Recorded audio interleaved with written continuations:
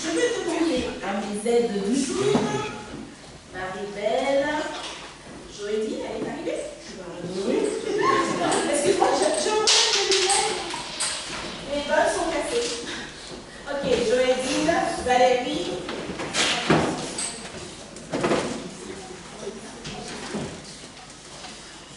Raymond, vous venez? Gladys. Non, Gladys. Raymond. Vous n'êtes pas là, Raymond? Voilà. Est-ce qu'il y a un garçon qui veut nous rejoindre, un garçon fort? Merci. Un garçon dit, on va se mettre au cercle. Un garçon, deux filles, trois filles, deux filles, si tu veux. Et ça s'appelle Gladys. Est-ce qu'il y a deux autres enfants qui veulent nous rejoindre? Ok. Non, pas d'autres enfants? Alors oui. Ok. Alors, je vais donner à Joëdine le fil d'abord. Joëdine, quel est ton... Quelle est ta nationalité? Je vais lui demander son prénom, vous connaissez déjà. Quelle est ta nationalité? Haïtienne. Quelle as-tu? Ok. Je vais poser les mêmes questions à ta voisine en lui demandant son prénom. Comment est-ce que tu t'appelles? Je m'appelle Marie-Belle. Quelle est ta nationalité? Quel âge? J'ai 30 ans.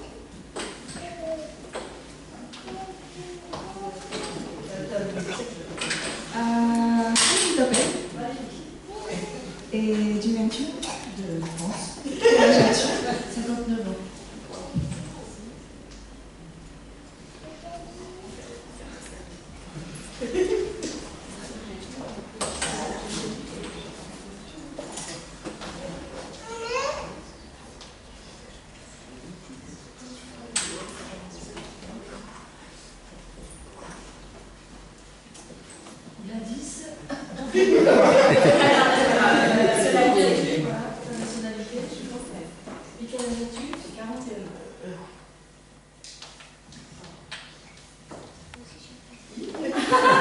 Nationalité?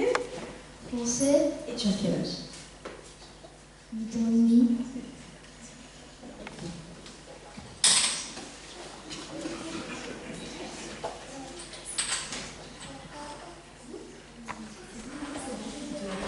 Moïse, t'as quel âge? 7 ans. C'est quoi ta nationalité? Français.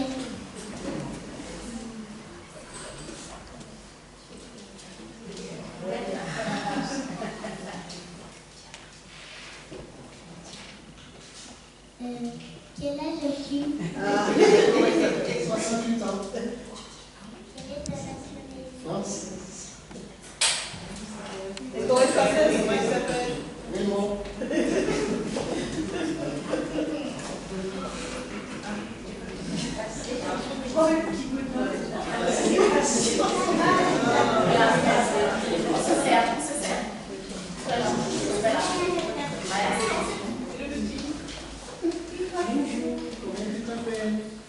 Théophile. Quelle nationalité? Et 3 ans.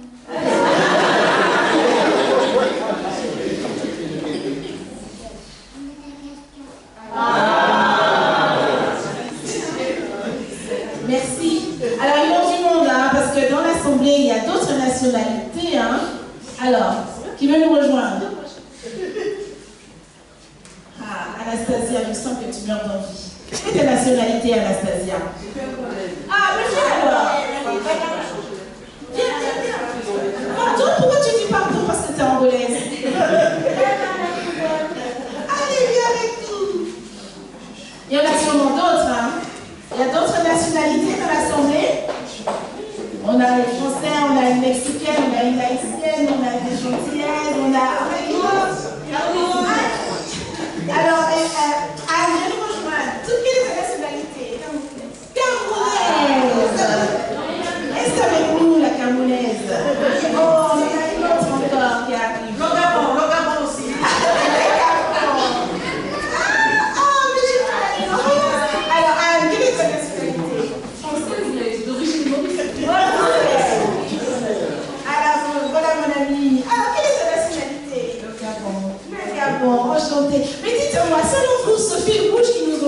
représente quoi? Qu'est-ce que ça symbolise? L'union, notre humanité commune, n'est-ce pas? Et oui, et par-dessus tout, l'amour et notre position commune vis-à-vis de Dieu. On est d'accord avec ça? Amen. Je vous remercie pour votre participation. Merci.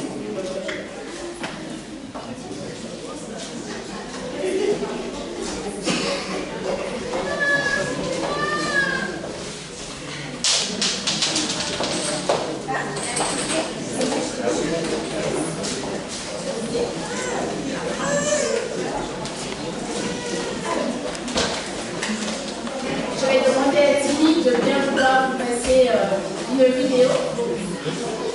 Alors, que l'Esprit de Dieu vous remplisse, prenez le recul nécessaire.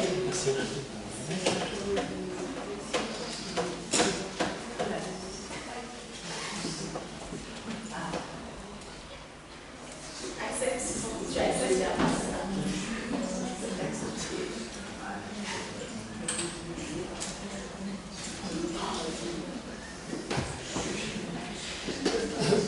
Fermé à droite.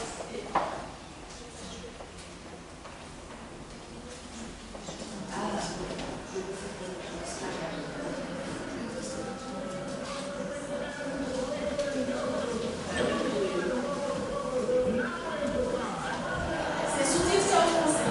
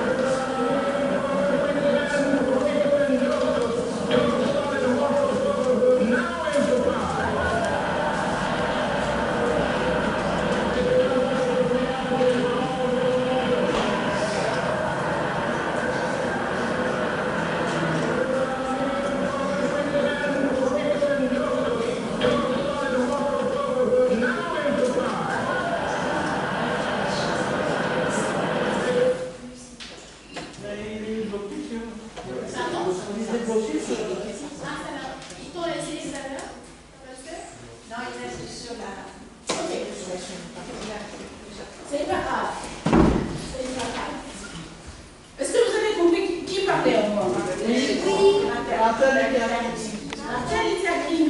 Ok. Et quel est le tour de son discours? Vous n'avez pas entendu grand-chose? C'est dommage, on a essayé ce matin, ça passait, mais on va pas perdre du temps à cause de ça. Quel est le tour de son discours?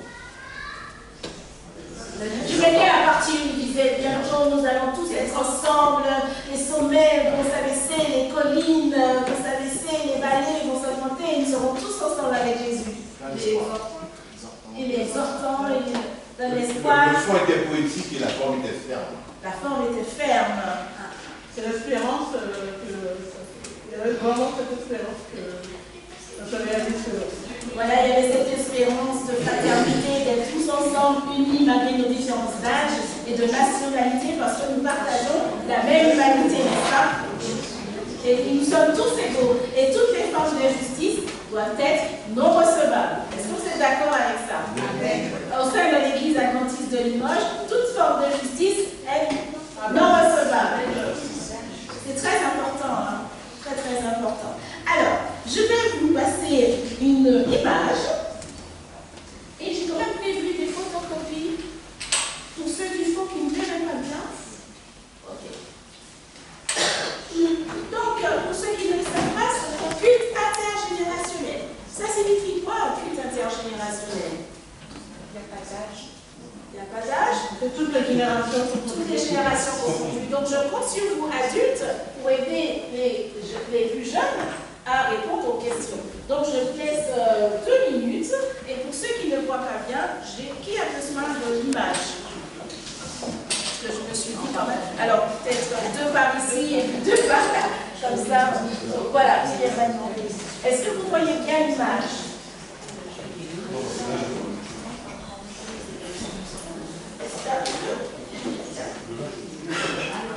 Alors, autorisez-vous, s'il vous plaît.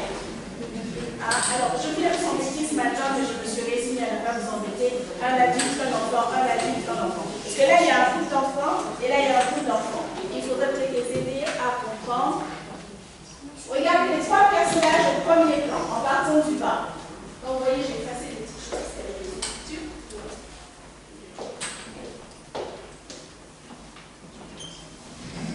En partant du bas, pouvez-vous les décrire? Alors, je ne suis pas la seule à parler. Okay. Couleur, trait, position, attitude. Il y a un monsieur qui aide un autre à se lever. Les couleurs, t'as dit? Oui, couleur, trait, position, attitude, c'est bien ce que tu dis là. Il était assis, il aide à se relever. Il a un t-shirt jaune, un short bleu. Après, il y a une dame à côté qui a un pull rose et un pantalon Super, jaune. Et on voit l'innocence parfaite. Il s'est arrêté comme couleur, ça a été sur les vêtements. Il n'est pas sur le reste. Mais pourtant, alors, qu'est-ce qu'on peut relever comme autre couleur que les couleurs des vêtements? La couleur de peau, qu'est-ce qu'il y a? Quelle différence notez? Et il y en a qui ont la peau marron et il y en a qui ont la peau rouge. Rouge, j'ai dit jaune, non? Jaune, oui, d'accord. En tout cas, on remarque avec les différences de couleurs qu'ils sont de différentes nationalités. D'accord? Ok, alors maintenant, qu'est-ce que cela vous suggère? Déjà, les trois personnages au premier plan, qu'est-ce que cela vous suggère?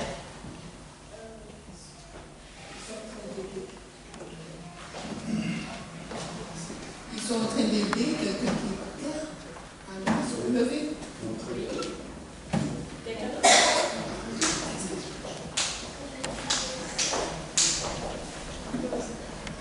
Cela suggère qu'ils n'ont pas tous la même origine.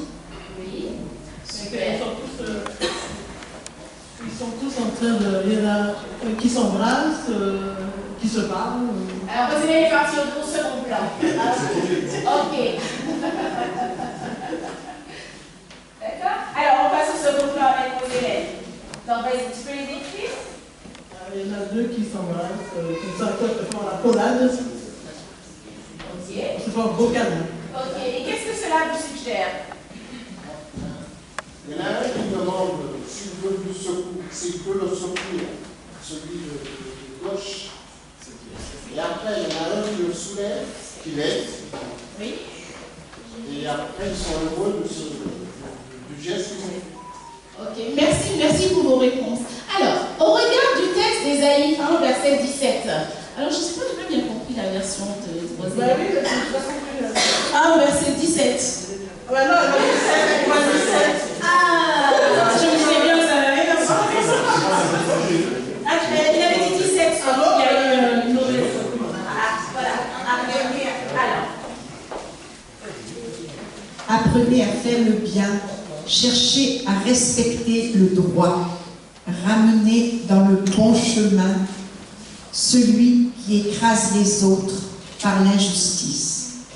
Défendez les droits des orphelins, prenez en main la cause des veuves. Merci. Alors, au regard de ce texte, d'Ésaïe 1, verset 17, quel pourrait être pour vous le message de cette image?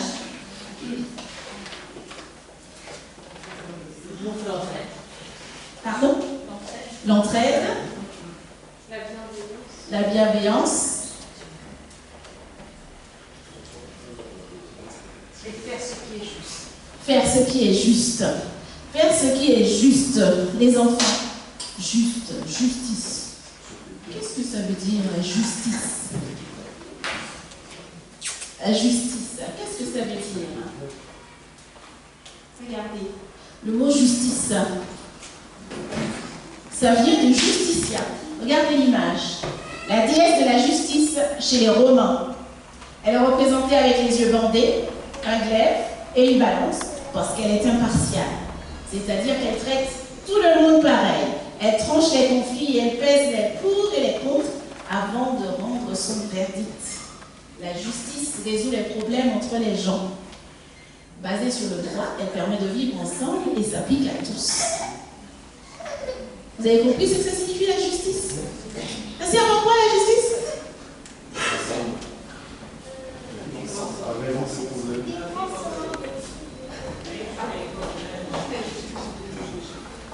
Et que tout le monde soit en accord. D'accord, très bien. Merci beaucoup. La justice. Est-ce que vous pratiquez la justice? Est-ce que vous êtes juste? Voilà. Il a dit c'est l'informité que la question. Vous aussi? En tout cas, c'est pas ça, les enfants à l'école disent ça va. Ah, elle dit ça. Je voulais juste dire que la justice sociale, Oui. c'est ce qui est défini ici, Oui. mais que la justice, plus largement dans la Bible, c'est faire selon le cœur de Dieu, selon Dieu.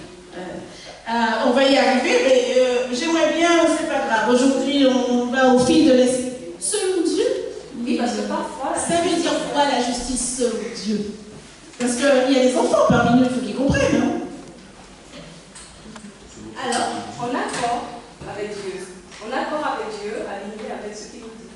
Et quand on est en accord avec Dieu, qu'est-ce qui se passe? On fait comme lui. Et on fait quoi comme lui? Ah bah, alors moi je suis comme les enfants, alors là. Mais c'est quoi ça? On aime tout le monde pareil. On aime tout le monde pareil. Tout le monde fait la même chose que Dieu. Alors donc, ok, on a déjà la page d'amour, on aime tout le monde, mais il n'y a pas ça dans la justice. Les enfants m'avaient raconté des choses ce matin, dans les réunions de famille. Qu'est-ce qui est juste, qu'est-ce qui n'est pas juste? Oh,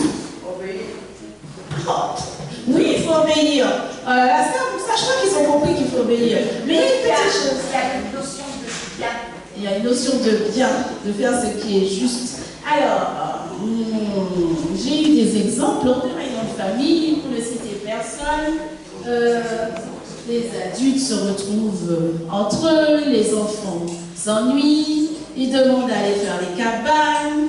On dit on va faire tout à l'heure. Et 1 heure passe, 2 heures passent, et on n'a toujours pas fait les cabanes, les enfants s'ennuient. Est-ce que c'est juste ça? Parce que vous avez fait tout le patois là, amour, obéissance, ok c'est bon, on l'a compris. Mais est-ce que c'est juste? Est-ce que c'est pas une occasion d'être juste? Oui, parce qu'il nous faut parler selon nous. Il nous faut agir selon nos paroles. Selon nos paroles, très bien. Donc, si on promet quelque chose, on le fait. C'est cela? Oui. C'est ça, vous êtes d'accord.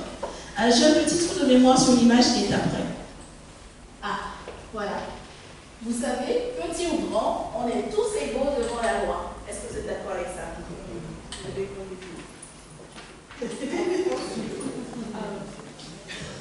Voilà. Vous n'êtes pas d'accord avec ça?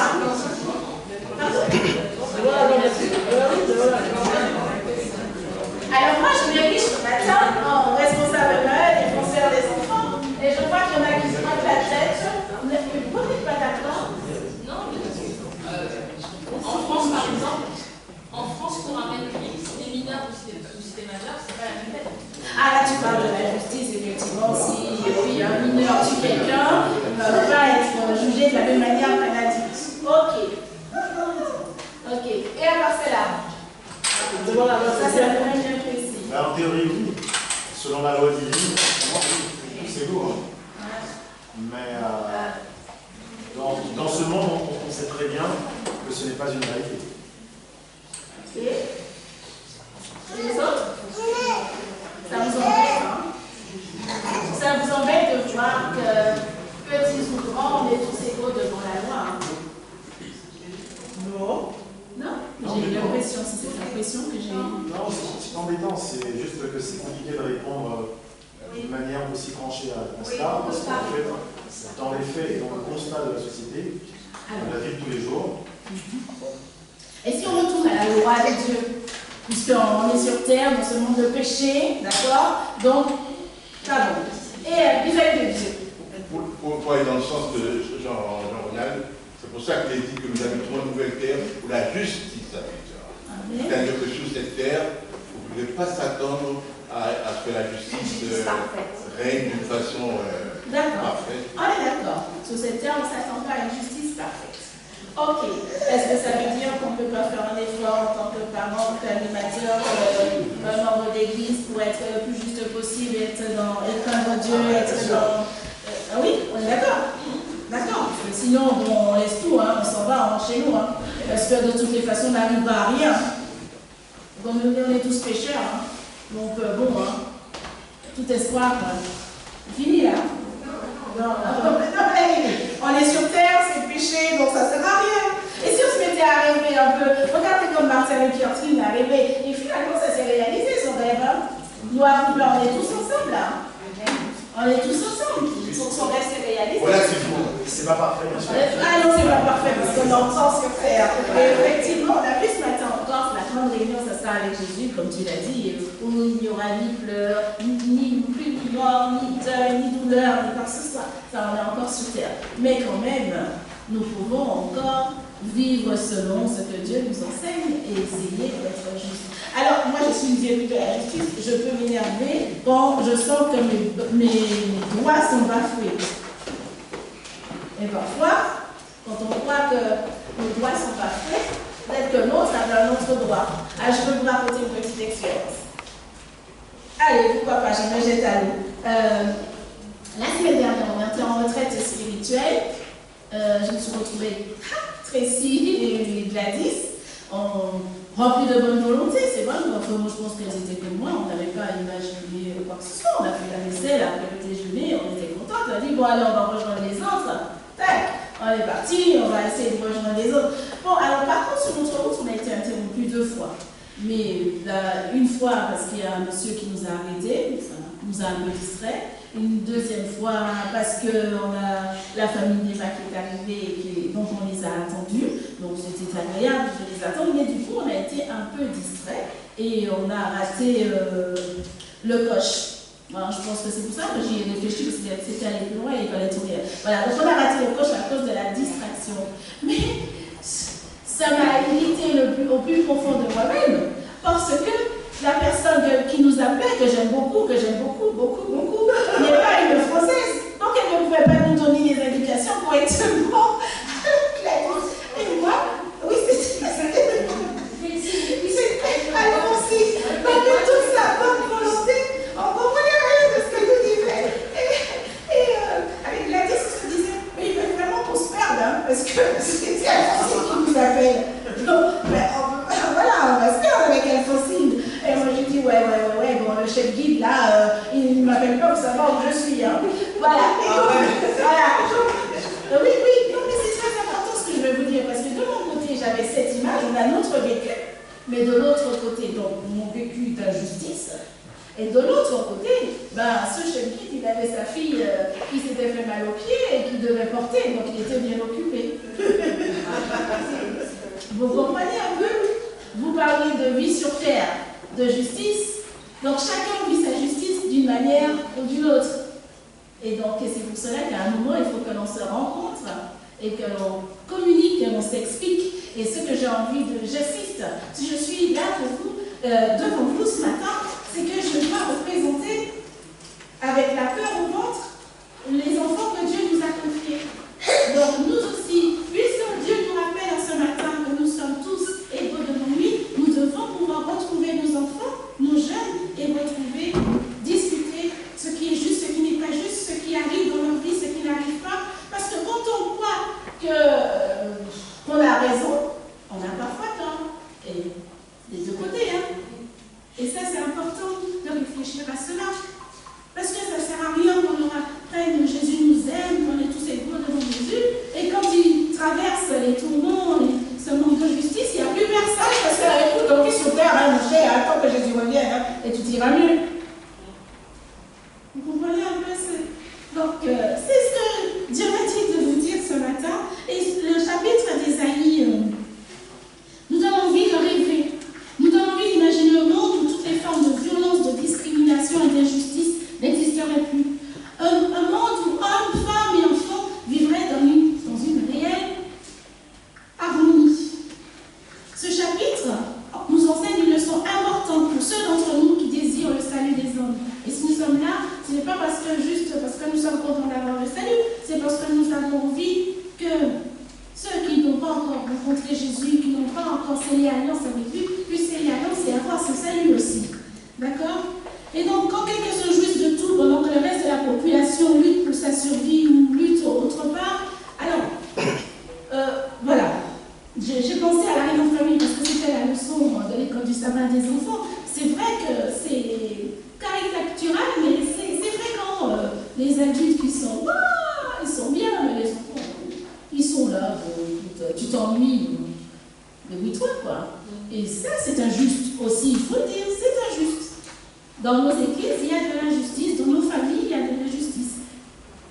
Et il faut faire preuve de compassion et combattre l'injustice. Ésaïe 1, verset 17 nous dit « Apprenez à faire le bien, recherchez le droit, mettez au pas l'oppresseur, rendez justice à l'orphelin, défendez la cause de la veuve. » Et ces mots sont ceux du prophète Ésaïe dans l'Ancien Testament. Mais dans le Nouveau Testament aussi, il est question du soin des opprimés.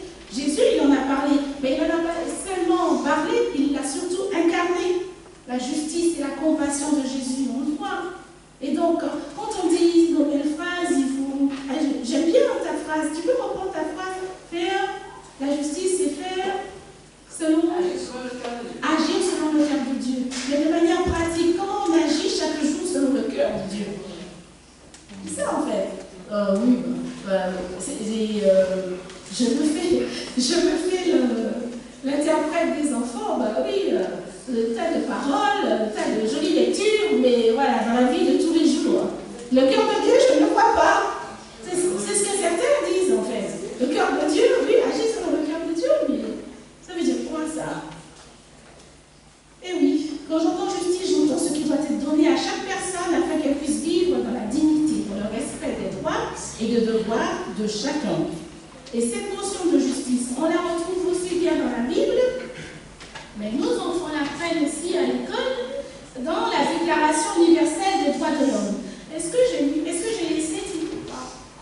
Oui, je vous ai laissé un peu les premiers articles du droit de l'homme. Vous allez l'apprendre, je ne sais pas, en sixième, vous l'apprenez, je ne sais plus si je vous fais en CM2 ou pas. Les droits de l'homme. Tous les êtres humains naissent libres et égaux en dignité et en droit. Ils sont doués de raison et de conscience et doivent agir les uns envers les autres dans un esprit de fraternité. Donc, pas seulement dans la famille, les petits là, mais entre les copains aussi. On se respecte. D'accord? Ça, c'est important. Chacun peut se prévaloir de tous les droits et de toutes les libertés proclamées dans la présente déclaration sans distinction aucune, notamment de race, de couleur, de sexe, de langue, de religion, d'opinion politique et de toute autre opinion, etc. On est bien d'accord que l'article 5 risque de bien imprégné avant le retour de Jésus. Mais bon. D'accord? Je vous laisse lire. C'est pas la peine de paniquer les enfants. Ethnocentrisme, racisme, élitisme, lutte des classes, rejet de l'autre. Il n'y a pas ça à l'église de dimanche, il n'y a pas de rejet de l'autre. Hein. Chacun peut prendre part à toutes les activités. Chacun peut venir prier, chacun peut venir faire un témoignage. Il n'y a pas ça à l'église d'Angleterre. Il n'y a pas de rejet de l'autre. Gloire à Dieu pour cela. Il faut que ça continue. Nous sommes la lumière du monde. Donc, si ils se battent sur la Bible, nous, qu'est-ce qu'on va faire? Il ne faut pas délaisser la Bible. D'accord? On dit que le Dieu des chrétiens est un Dieu de justice. Dans les évangiles, on remarque que Jésus n'a pas pris possession pour ou contre les injustices, comme le font les militants aujourd'hui. Toute sa vie, toute l'attitude de Jésus a été une attitude de respect et d'intégration des exclus. Le Christ a continuellement rappelé que l'être humain est infiniment précieux aux yeux de Dieu. Une façon de rendre à chacun sa dignité. Et ça fait penser à quelque chose. On parle du cœur de Dieu et prendre part. Cette semaine, vous avez dû suivre les infos avec ce qui s'est passé à Annecy. Annecy, qu'est-ce qui attire votre attention? Donc, pour venir à mon thème là. C'est cet homme qui a construit. Exactement. Moi, j'ai écouté son témoignage, il est magnifique. Cet homme de 24 ans, qui était un pèlerin. Voilà. Alors, tandis que d'autres prenaient leur portable pour filmer, voilà, ou d'autres appelaient au secours, lui, il a essayé d'écarter le méchant, celui qui faisait du mal. Il a essayé d'écarter.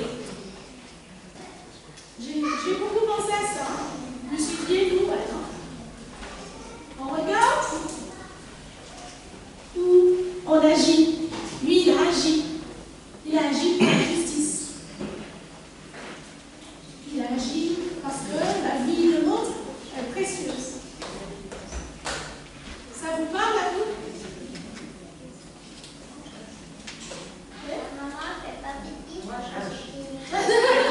Amen, amen, amen, amen.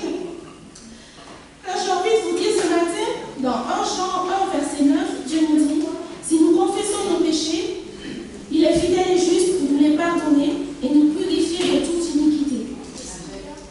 Et dans Conseil à l'Église, Ellen White nous dit que Dieu nous demande de confesser, donc le chapitre 5, Dieu nous demande de confesser nos péchés et d'humilier nos cœurs devant lui, en même temps que nous devrions nous confier en lui comme un tendre Père qui n'abandonnera pas celui qui se fie à lui. C'est pour cela que ce matin, je veux faire simple. Vous allez rester à votre place et vous allez faire une prière silencieuse pour confesser votre manque de justice à Dieu. Alors, comment il s'appelle? Élisée. Viens. Non, petits et grands. Et s'ils n'y arrivent pas, vous les aidez, vous leur expliquez. Viens faire avec moi la prière. On va prendre 1 minute.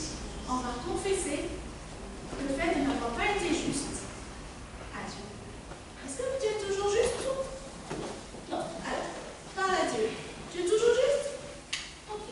Donc, on va prendre 1 minute. Normalement, je voudrais vous les faire suivre cette vidéo, mais on va faire ça. Vous retrouvez ça avec Dieu 1 minute, histoire de ne pas partir quand vous êtes arrivé quand même.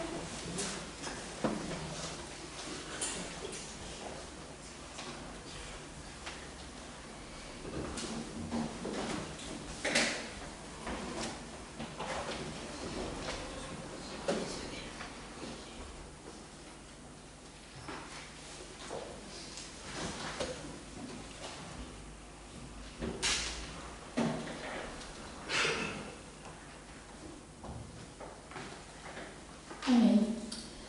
Et Matthieu 5, verset 6 nous dit, heureux ceux qui ont faim et soif de la justice, car ils seront rassasiés. Donc, on va refaire, donc vous oubliez les feuilles, les dessins, on va refaire cet exercice, mais cette fois-ci, vous allez présenter à Dieu une situation où vous avez subi l'injustice. Vous avez compris? Puisque Dieu nous dit, heureux ceux qui ont faim et soif de la justice, car ils seront rassasiés. Une situation où vous avez subi l'injustice. Vous m'avez donné des exemples ce matin. Une situation où vous avez subi l'injustice, vous présentez ça à Dieu.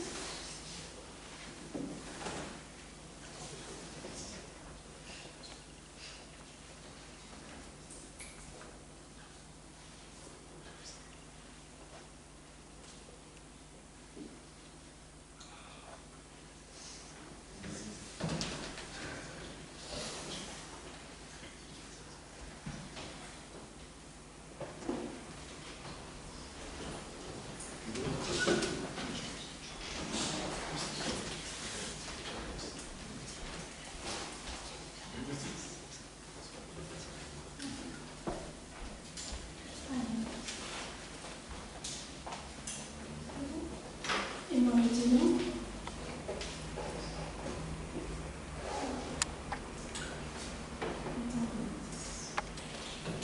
maintenant, je vais prier pour vous. Je vais vous inviter en guise de participation à vous. Je ne vous ai pas fait beaucoup bouger aujourd'hui. Comment vous le faites?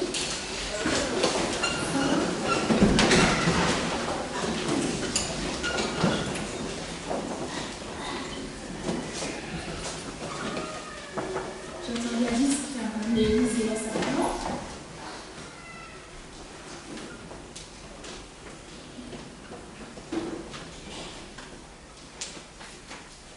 Seigneur,